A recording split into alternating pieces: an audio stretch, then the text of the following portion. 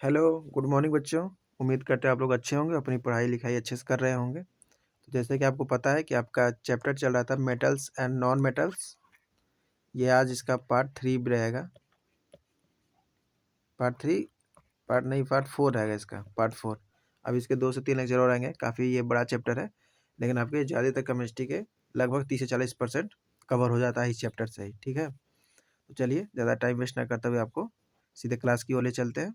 एक बात और, क्लास जैसे कंप्लीट होगा आप कोई भी बुक से या टेक्स्ट बुक से आप पीवाईक्यू लगाइएगा, आपके सारे क्वेश्चन बनेंगे। आप क्लास में शुरू से लेकर अंत तक बने रहिएगा, आपको ये बात समझ में आ जाएगी। 100% सारे फैक्ट्स आपको क्लास में ही याद होके जाओगे, ठीक है? चलिए स्टार्ट करते हैं। चलिए अब देखते हैं मैग्नीशियम। लास्ट क्लास में आपको उधर सारे सोडियम एल्युमिनियम सारे कवर हो गए थे आपके। अब हम देखते हैं मैग्नीशियम, ठीक है? तो मैग्नीशियम याद रखिएगा कि ये ग्रुप नंबर 2 का समूह होता है, ठीक है?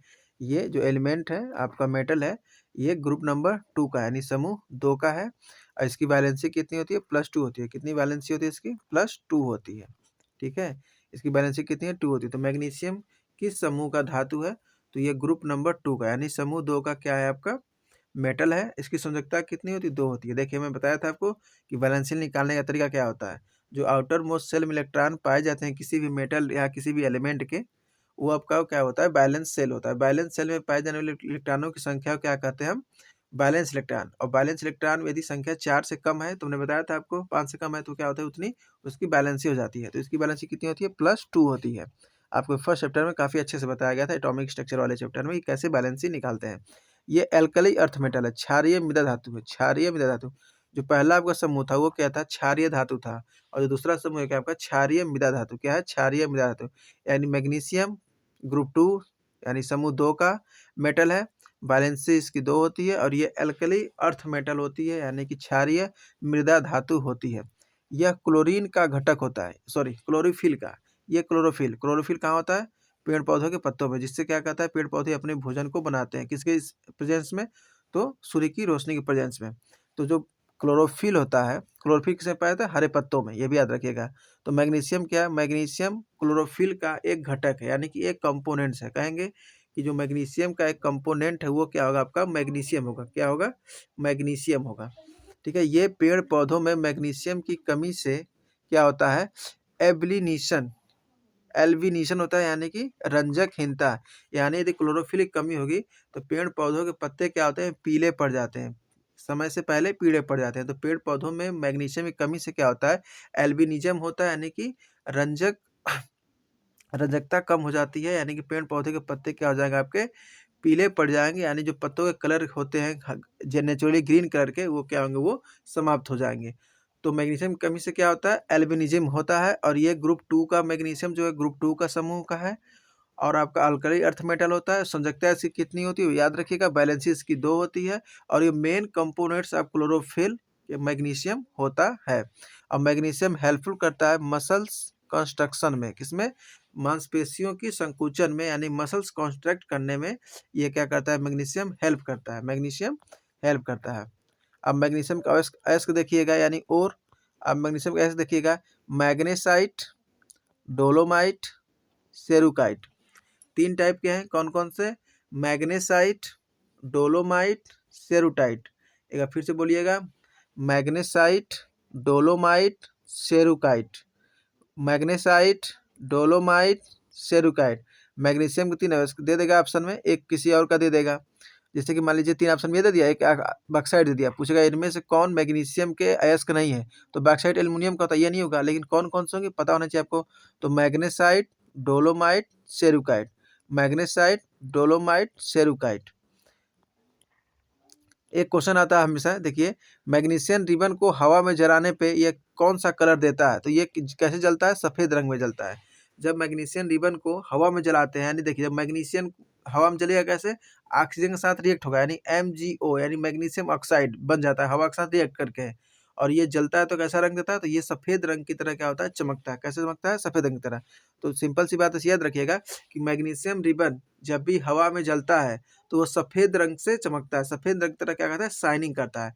और जब Mg यानी मैग्नीशियम हवा के प्रेजेंस में आएगा तो बनाएगा क्या? ये MgO बनाएगा, यानी मैग्नीशियम ऑक्साइड बनाएगा। ऑक्सीजन के साथ रिएक्ट करके क्या बनाएगा, MgO यानी मैग्नीशियम ऑक्साइड बनाएगा। और मैग्नीशियम रिबन जलेगा तो सफेद रंग की तरह चमकता है। किससे चमकता है, सफेद रंग। मैग्नीशियम ऑक्साइड बनता है और मैग्नीशियम रिबन हमारा सफेद रंग की तरह क्या करता है, चमकता है। ईंट बनाने की भट्ठी में किसका प्रयोग करते हैं, तो मैग्नीशियम ऑक्साइड का प्रयोग करते हैं। किसका प्रयोग करते हैं ईंट बनाने की भट्ठी में, मैग्नीशियम ऑक्साइड का। और बहुत अधिक तापमान को क्योंकि ये सह लेता है और ये क्या करता है, ताप को शोषण करता है। ताप का क्या करता है, शोषण करता है, क्योंकि ये ताप को, अधिक तापमान को सहन करने की क्या रखता है, मैग्नीशियम ऑक्साइड क्षमता रखता है। इसलिए इसे कहाँ प्रयोग करता है, ईंट के भट्ठी में। कहाँ प्रयोग करता है, ईंट के भट्ठी में। ईंट के भट्ठी में यह रिफैक्ट्री मटेरियल यानी उच्च ताप सह की तरह क्या करता है, यानी उच्च तापक की तरह काम करता है। यानी कि ये मटेरियल प्रयोग किया जाता है भट्टियों में, क्योंकि देखिए भट्टियों जो ईंट जहाँ पकाते हैं उसका हाई टेम्परेचर होता है और ये क्या करता है, हाई टेम्परेचर को सह सकता है। सीधी सी बात है कि हाई टेम्परेचर को सहन कर सकता है कौन, मैग्नीशियम ऑक्साइड। इसलिए इसका प्रयोग कहाँ करते हैं हम, ईंट के भट्ठों में इसका प्रयोग किया जाता है। आगे देखिएगा,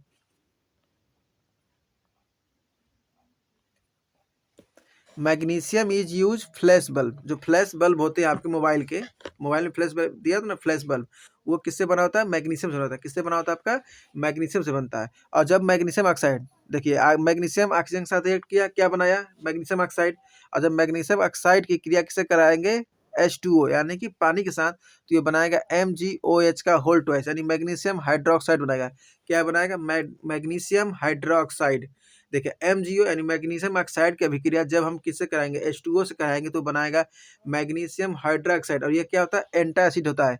यानी आपको जब भी कब्ज बनते हैं ना, तो आप इनका प्रयोग किस में किया जाता है, दवाओं के रूप में किया जाता है। एंटासिड यानी कि प्रति अम्ल है, जब आपको एसिडिटी होती है।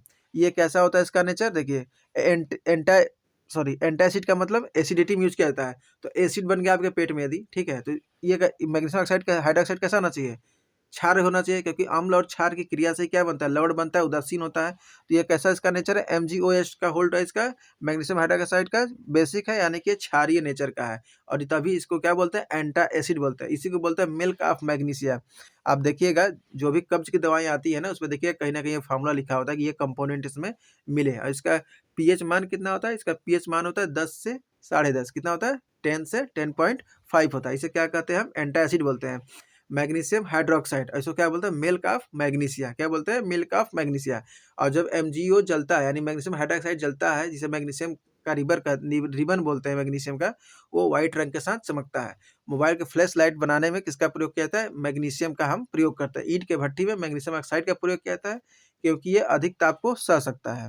आगे चलिएगा, MgSO4.7H2। देखिए मैग्नीशियम SO4 जहाँ लगेगा क्या बोलेंगे, सल्फेट बोलेंगे। और इसके साथ यदि 7H2 यानी 7 मॉलिक्यूल्स पानी, यानी कि 7 मॉलिक्यूल्स आपका वाटर जो है, 7 मॉलिक्यूल्स H2O ऐड करेंगे तो बनेगा क्या, ये मैग्नीशियम सल्फेट। क्या बनेगा, मैग्नीशियम सल्फेट, या बोलेंगे इसे क्या, इप्सम साल्ट। क्या बोलेंगे, इप्सम साल्ट।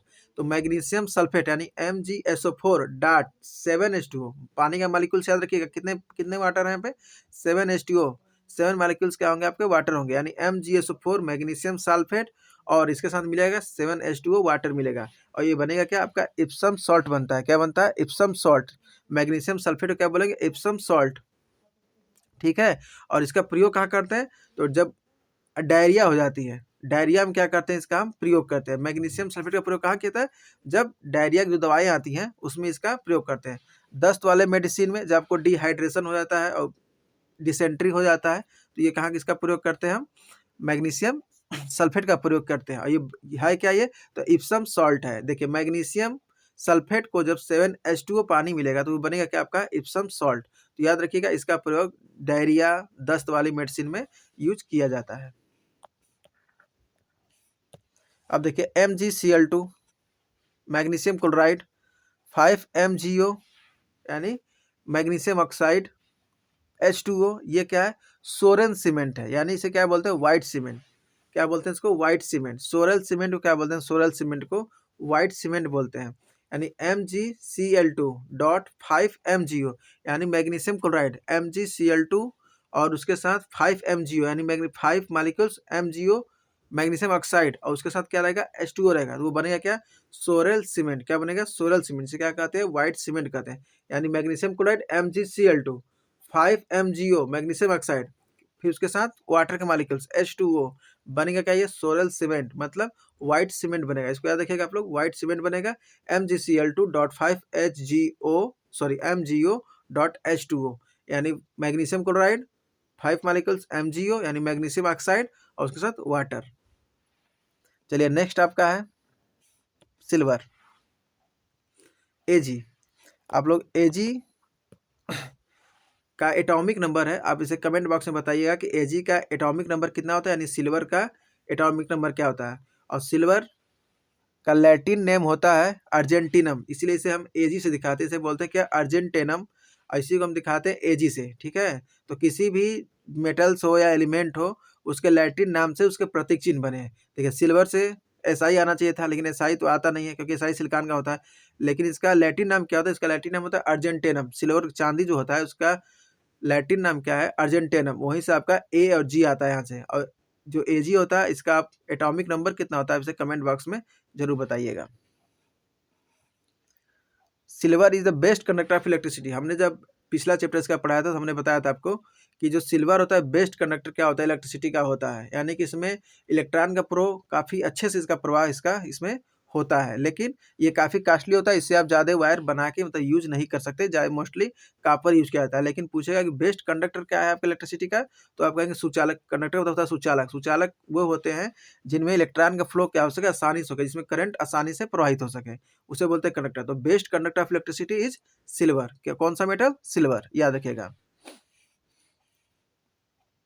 और सिल्वर का एस होता है अर्जेंटाइड। कौन सा, अर्जेंटाइड। यानी इसके साथ क्या जुड़ जाएगा, इसके साथ एस जुड़ जाएगा, यानी कि आपका सल्फर जुड़ जाएगा। Ag2S क्या होगा, Ag2S सिल्वर सल्फाइड। क्या होगा, सिल्वर सल्फाइड। ये क्या इसका एस का है, यानी सिल्वर का एक एस कौन सा है, अर्जेंटाइड। कौन सा, अर्जेंटाइड। अर्जेंट देखिए अर्जेंटेनम इसका लैटिन नाम है, तो अर्जेंटाइड यानी Ag2S यानी सिल्वर सल्फाइड। क्या है, सिल्वर सल्फाइड। और देखिए जब चांदी यानी कि आपका Ag है यानी आपका सिल्वर है, जब ये एयर के साथ, जब ये क्या करेगा, एयर के साथ रिएक्ट करेगा, एयर के साथ, तो क्या बनेगा, क्या, सिल्वर सल्फाइड बनेगा। क्या बनेगा, सिल्वर सल्फाइड बनेगा। और ये सिल्वर सल्फाइड बनने से देखिए जब आप चांदी को हवा में खुले छोड़ दोगे तो उस पर क्या होगा, चांदी के ऊपर काली परत चढ़ जाती है। तो वो काला परत किसका होता है, सिल्वर सल्फाइड का होता है। किसका होता है, सिल्वर सल्फाइड का होता है। और हमने आपको बताया था कि सिल्वर को या गोल्ड को या मेटल मेटल जो मतलब मेल्ट कराया जाता है मेटल को, तो एक्वा रेजिस सोल्यूशन होता है, जो गांव घर में घूमते हैं सब चांदी और ज़्यादातर सोने को साफ करने के लिए। और वो क्या करते हैं, उसमें से कुछ परत को मेल्ट करा लेते हैं अपने सोल्यूशन में। उस सोल्यूशन में कौन कौन से घटक मिलते हैं और किस रेशियो में मिले होते हैं, आप इसको कमेंट बॉक्स में बताइएगा। हमने आपको ये बहुत अच्छे से बताया था एक्वा रेजिस सोल्यूशन बनता कैसे है और कितने कंपोनेंट उसमें किया, कितने रेशियो में। दो हमने बताया उसमें 2 एसिड थे जो कि मिले हुए थे, ठीक है। तो आप इसको बताइएगा। Compound of silver, compound of silver AgBr यानी सिल्वर ब्रोमाइड, AgBr, AgI यानी सिल्वर आयोडाइड, AgNO3 यानी सिल्वर नाइट्रेट, AgCl यानी सिल्वर क्लोराइड। और सिल्वर क्लोराइड क्या देखिए बोलते हैं, हार्न सिल्वर। क्या बोलते हैं, हार्न सिल्वर बोलते हैं किसको, AgCl को। AgBr यानी सिल्वर ब्रोमाइड कहाँ प्रयोग करते हैं, फोटोग्राफी में। Ag ब्रोमाइड देखिए Ag आपका क्या है, जो A है आपका Ag सिल्वर है। अब उसके साथ हम उसके कंपाउंड पढ़ेंगे, तो AgBr क्या हो गया, 2 मॉलिक्यूल से मिलकर कंपाउंड बना दिए। तो AgBr क्या है, पहले तो याद रखिए कंपाउंड है ये। और ये इसका नाम क्या होगा, रासायनिक नाम यानी केमिकल नेम, तो AgBr का नाम होगा सिल्वर ब्रोमाइड, इतना याद रखिएगा। इसका यूज कहाँ करते हैं, फोटोग्राफी में। AgI यानी कि सिल्वर आयोडाइड, आई क्या है आपका, आयोडाइड। उससे क्या बनेगा ये, देखिए सिल्वर डाइड का प्रयोग कराते हैं हम आर्टिफिशियल रेन कराने में, यानी जहाँ पे सूखे एरिया होते हैं वहाँ पे इसका छिड़काव किया जाता है बादलों के ऊपर ऐसे करके, ठीक है। इससे क्या होता है आपका, आर्टिफिशियल रेन होता है, यानी कि जब मन तब यहाँ वर्षा कराया जा सकता है। आर्टिफिशियल रेन का मतलब ही होता है। और प्रयोग किसका करते हैं हम, AgI यानी सिल्वर आयोडाइड का प्रयोग करते हैं। और क्लाउडिंग सीडिंग में इसका क्या करते हैं, प्रयोग किया जाता है। AgNO3 यानी सिल्वर नाइट्रेट, इसे क्या बोलेंगे, लूनर कास्टिक। सिल्वर नाइट्रेट क्या बोलेंगे, लूनर कास्टिक। AgNO3 इसे क्या बोलेंगे हम, लूनर कास्टिक। अच्छा आप लोग देखे होंगे जब आप वोट देने गए होंगे, या विधानसभा का या फिर आपका लोकसभा का, जब भी वोट देने गए, ग्राम पंचायत का ही, तो आपके क्या करते हैं, हाथ उंगली पे क्या करते हैं, इंक लगाया जाता है। वो इंक किससे बना होता है, तो AgNO3 बना होता है, यानी वोटर्स इंक। क्या बोलेंगे उसको, वोटर्स इंक किससे बना होता है, AgNO3 से बना होता है, यानी सिल्वर नाइट्रेट से बना होता है। इसलिए वो जल्दी मिटता नहीं है, याद रखिएगा। AgNO3 सिल्वर नाइट्रेट कहेंगे, इससे बनता क्या है, तो याद रखिएगा इसका प्रयोग हम ओटर्स इंक में करते हैं। AgCl यानी कि आपका क्या हो जाएगा, silver chloride. AgCl silver chloride, इसे क्या बोलते हैं, हार्न क्लोराइड। और इसका प्रयोग कहाँ किया था, इसका प्रयोग किया था फोटोक्रोमिक ग्लास में। जो आप चश्मे पहनते हैं ना, कि धूप में जाने पे आपके जो चश्मे का ग्लास होता है, यानी कि लेंस बोल लीजिए, वो ब्लैक हो जाता है, ठीक है। वो कैसे, वो क्या होता है, प्रकाश संवेदी होता है। और जब आप धूप से जैसे ही आप अंदर आए तो फिर आपको जनरली व्हाइट दिखने लगता है, धूप में जाने पर ब्लैक हो जाता है। तो इसे क्या बोलेंगे, फोटोक्रोमिक ग्लास कहेंगे। यानी जो सिल्वर क्लोराइड है उसका प्रयोग कहाँ करते हैं, प्रकाश संवेदी ग्लास बनाने में, ठीक है। आप देखिए लेड, लेड को क्या कहते हैं लैटिन नेम में, प्लम्बम। इसीलिए से इसका प्रतीक चिन्ह क्या होता है, पीबी होता है। इतना याद रखिएगा, लेड का लैटिन नाम क्या है, प्लम्बम। अब प्लम्बम क्या है, लैटिन नेम। लैटिन नेम से क्या लेंगे, उसका प्रतीक चिन्ह, यानी क्या होगा, पीबी होगा। इसका एटॉमिक नंबर कितना होता है, 82। इसका एटॉमिक नंबर कितना होता है, 82। प्लम्बम यानी कि लेड, लेड हिंदी में क्या बोलेंगे, सीसा। तो सीसा का एटॉमिक नंबर कितना हो गया, 82। किस ब्लॉक का तत्व है, तो डी ब्लॉक का तत्व है। किसका तत्व है, डी ब्लॉक का तत्व। किसका तत्व है, डी ब्लॉक का तत्व है। प्लम्बम से क्या बना, पीबी, यानी पीबी मतलब लेड। और इसका एटॉमिक नंबर कितना होता है, 82। क्या बोलेंगे आप, 82 होता है। इसका एस का है गैलेना सेरुसाइड। कौन सा, गैलेना सेरुसाइड। गैलेना सेरुसाइड, देखिए PBS lead sulphide, PBS lead sulphide, PbCO3 lead carbonate. यानी क्या बोलेंगे, गैलेना लेड सल्फाइड पीबीएस, और सेरुसाइड PbCO3 लेड कार्बोनेट। CO3 क्या, देखिए कार्बोनेट है, तो जिसके साथ जुड़ेगा उसके आगे कार्बोनेट लगेगा। पीबी क्या है, लेड है, यानी PbCO3।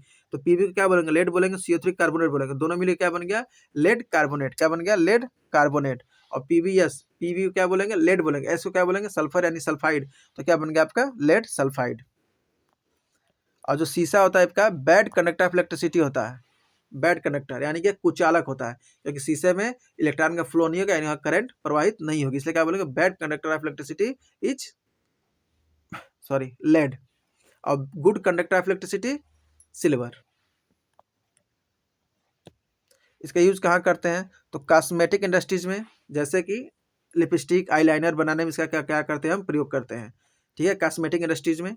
और रेड लेड, लाल शीशा बनाने में, इसे क्या, रेड लेड को क्या बोलते हैं हम, बर्मिनियोल सॉरी रेड रेड लेड को क्या बोलते हैं, बर्मिनियोल। बर्मिनियोल का प्रयोग क्या होता है, बर्मिनियोल को कहते हैं सिंदूर, यानी सिंदूर बनाने में इसका क्या कहता है, प्रयोग किया जाता है, बर्मिनियोल। इंग्लिश में बोलते हैं सिंदूर को बर्मिनियोल।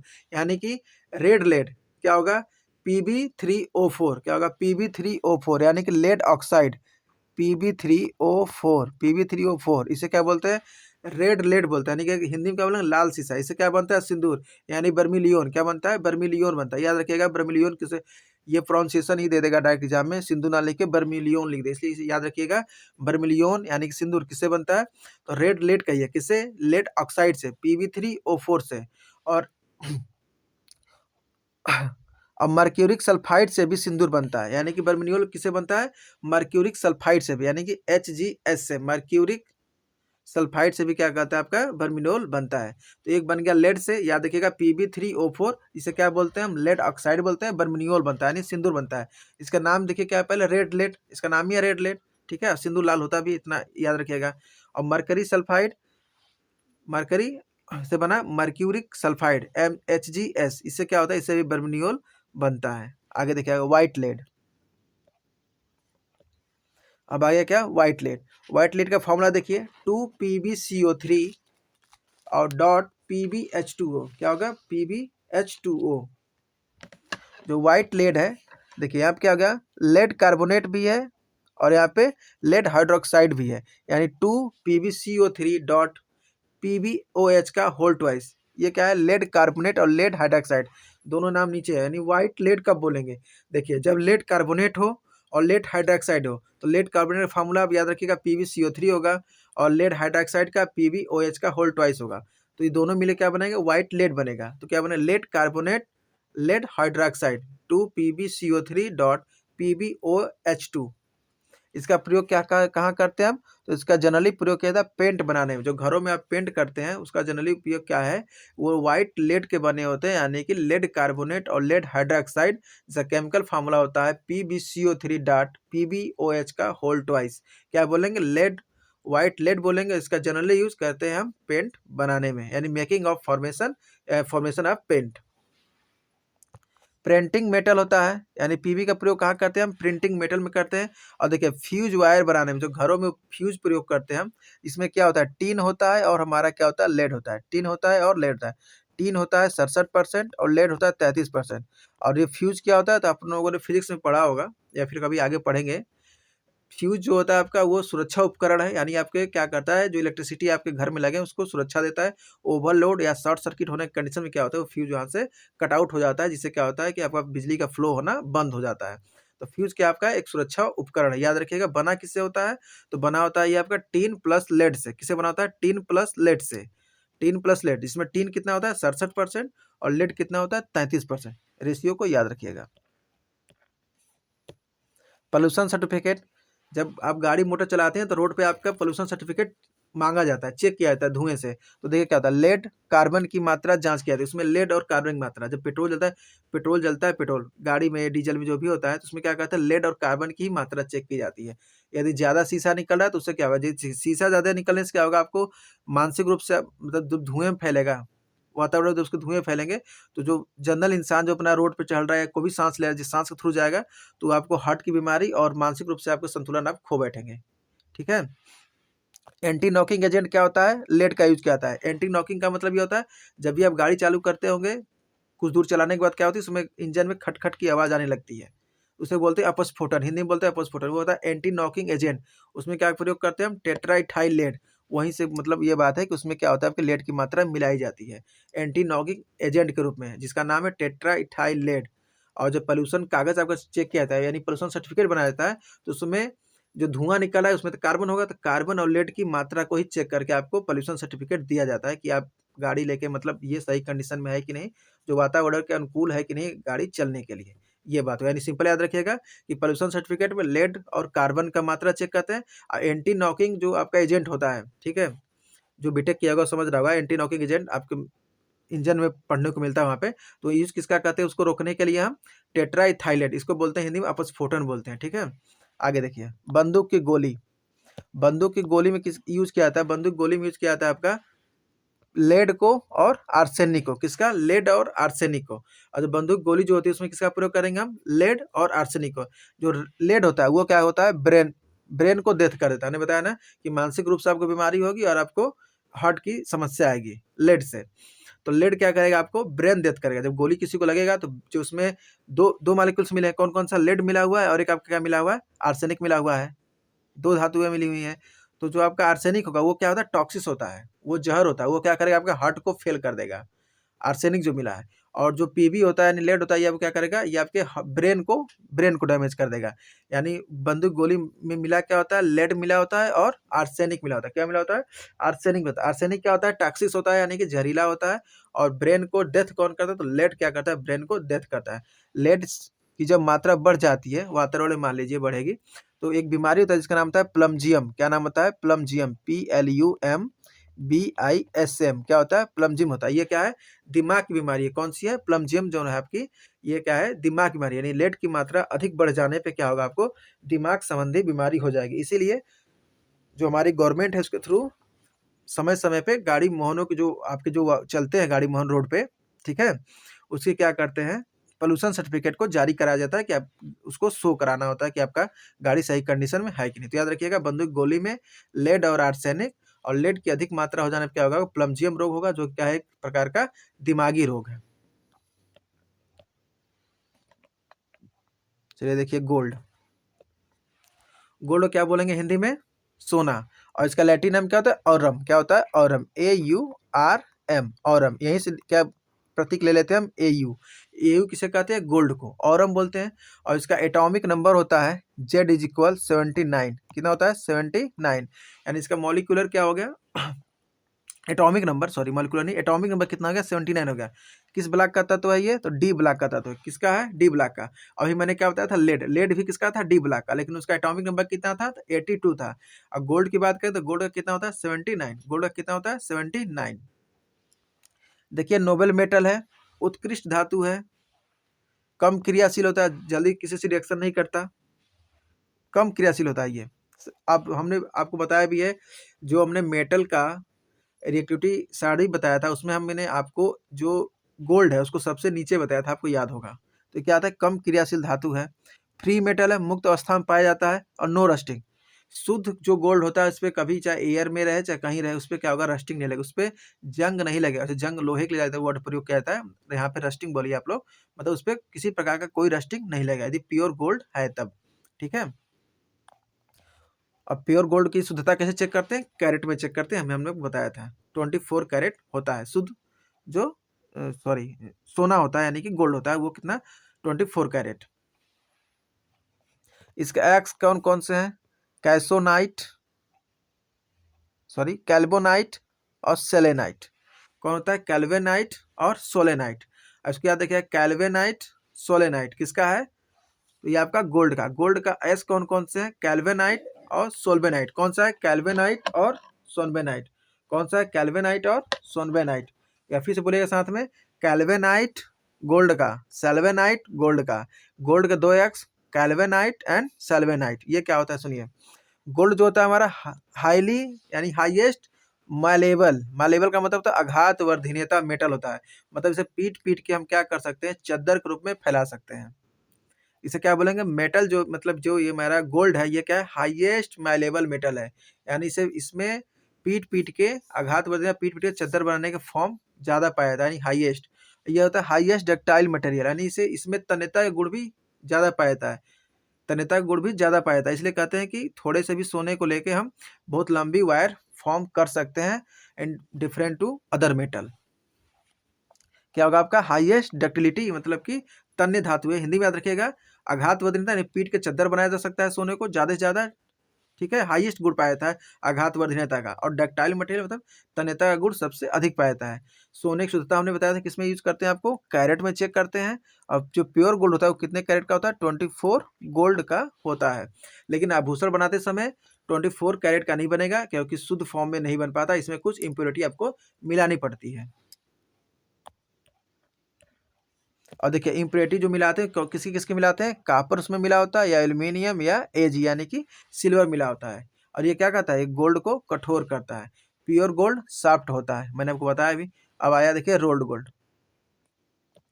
देखिए रोल्ड गोल्ड आप देखे होंगे कि सोने की जगह पे लोग क्या करते हैं, लोग क्या मतलब जनरली लड़कियां यूज करती हैं इसको, महिलाएं जो भी हैं रोल्ड गोल्ड का यूज करती हैं सोने की जगह पहनने के लिए, क्योंकि देखने में एकदम जस्ट सोने की तरह होता है। तो उसमें होता क्या, उसमें होता है कापर और एल्यूमिनियम। क्या होता है, कापर और एल्यूमिनियम। तो रोल्ड गोल्ड में क्या होता है, कापर और एल्युमिनियम होता है। और गोल्ड को मेल्ट करने के लिए देखिए, मैंने क्वेश्चन आपसे पूछा भी था, एक्वा रेजिया सोल्यूशन का प्रयोग करते हैं। एक्वा रेजिया सोल्यूशन में होता क्या है, HCl HNO3 किस रेशियो में होता है, 3:1 के रेशियो में। हमने बताया था ना कि जो एजीओ बनता है, यानी कि आपका सिल्वर के ऊपर, जब सिल्वर आप हवा में छोड़ दोगे तो सिल्वर के ऊपर एक काले रंग की परत चढ़ जाती है, इसे क्या बोलते हैं, एजीओ, काले रंग के एजीओ बोलेंगे, यानी कि सिल्वर ऑक्साइड बोलेंगे, यानी सिल्वर ऑक्साइड क्या हो गया, परत चढ़ गया उस पर। इसको साफ करने के लिए देखेंगे आप लोग, गाँव घर में सब घूमते हैं कि सोने को साफ करने के लिए, चांदी को साफ करने, तो ये एक्वा रेजिया सोल्यूशन लेके ही घूमते हैं। और ये मेटल को मेल्ट करने के लिए इसका प्रयोग किया जाता है, क्योंकि इसमें देखिए हाईली जो आपके एसिड है HNO3 और HCl, ये उसमें मिले होते हैं। और ये किस मात्रा में होते हैं, 3 और 1 के मात्रा में होते हैं। इसलिए कभी भी इनसे अपना ये गोल्ड हो या सिल्वर हो नहीं साफ कराना चाहिए, क्योंकि अभी कुछ परत को उसमें मेल्ट करा लेते हैं, इसलिए वो फ्री में धोते हैं। ठीक है। मरकरी, मरकरी इसका प्रतीक चिन्ह क्या होता है, Hg। मरकरी का प्रतीक चिन्ह क्या होता है, Hg। और इसका एटॉमिक नंबर कितना होता है, 80 होता है। मरकरी का एटॉमिक नंबर कितना होता है, Hg।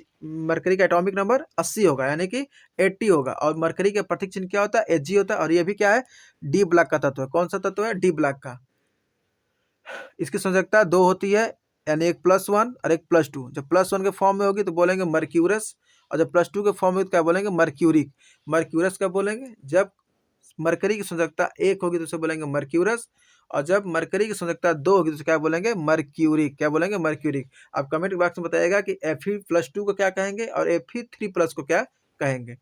Hg+1 मर्क्यूरस और Hg+2 क्या बोलेंगे? मर्क्यूरिक। आज के अयस्क को देख लीजिए। सिनेबार, सिनेबार किसका है? मरकरी का। सिनेबार का फॉर्मूला क्या होगा? Hgs। सिनेबार का फॉर्मूला क्या होगा? Hgs। क्या होगा? Hgs होगा। लिक्विड स्टेट में एट रूम टेम्परेचर, जो पारा होता है, आपने पारा देखा होगा, ठीक है, पारा कहीं नहीं देखा होंगे तो कभी ना कभी बीमार पड़े होंगे आप।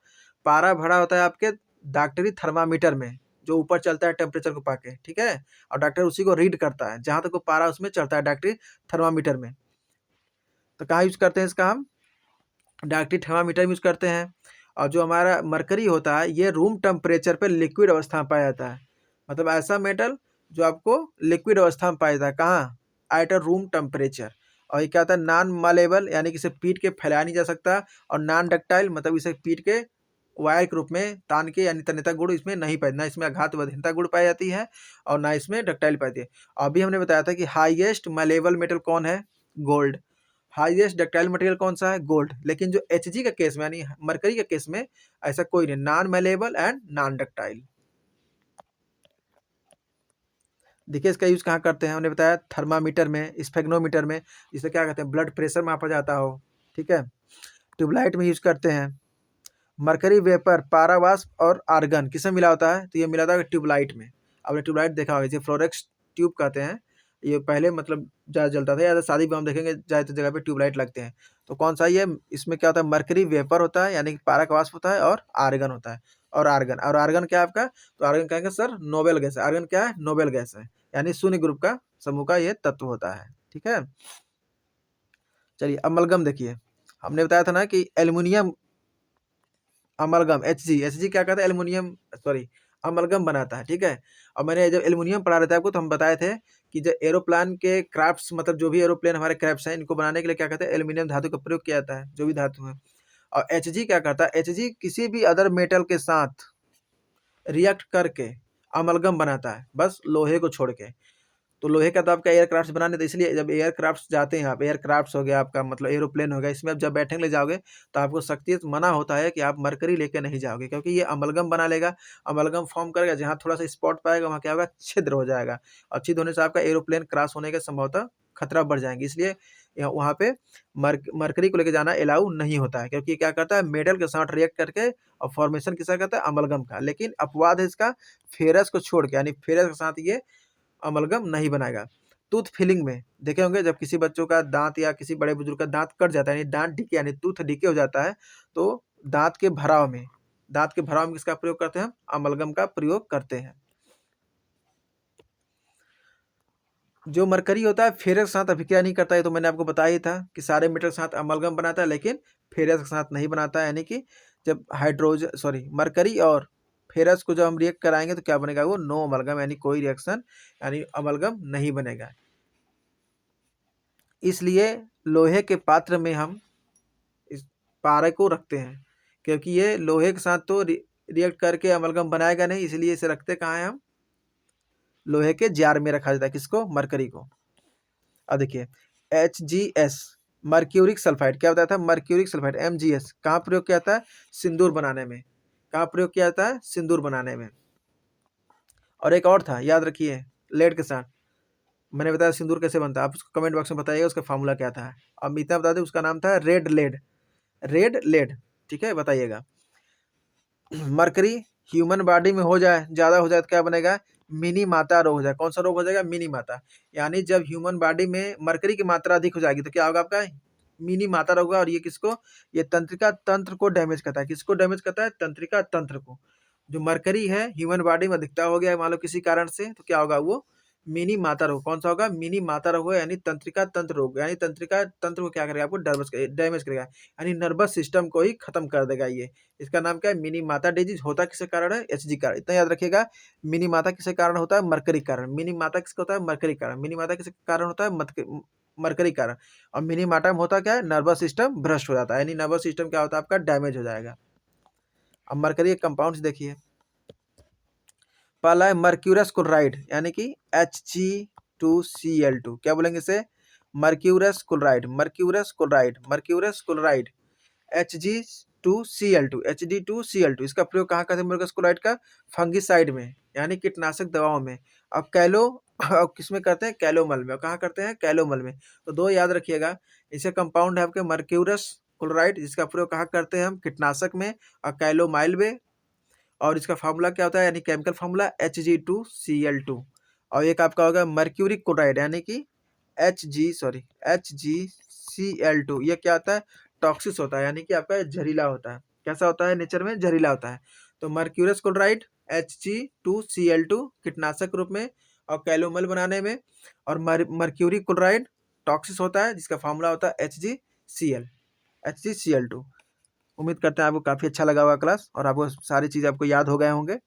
ठीक है, इसके अभी लगभग 2 से 3 अभी लेक्चर और आएंगे इसके। अभी ये काफ़ी लंबा छूटेगा क्योंकि अभी हमने मेटल कर रहे हैं, अभी कुछ मेटल बचे हुए हैं। इसके बाद अभी आप कुछ नॉन मेटल भी आएंगे। ठीक है, उम्मीद करते हैं आपको क्लास काफ़ी अच्छा लगा होगा। तो चैनल को सब्सक्राइब करिएगा और लाइक करिएगा। ठीक है, और कमेंट बॉक्स में ज़रूर बताइएगा, आउटफिट आप जरूर दीजिएगा कि आपको क्लास कैसी लगी। Thank you.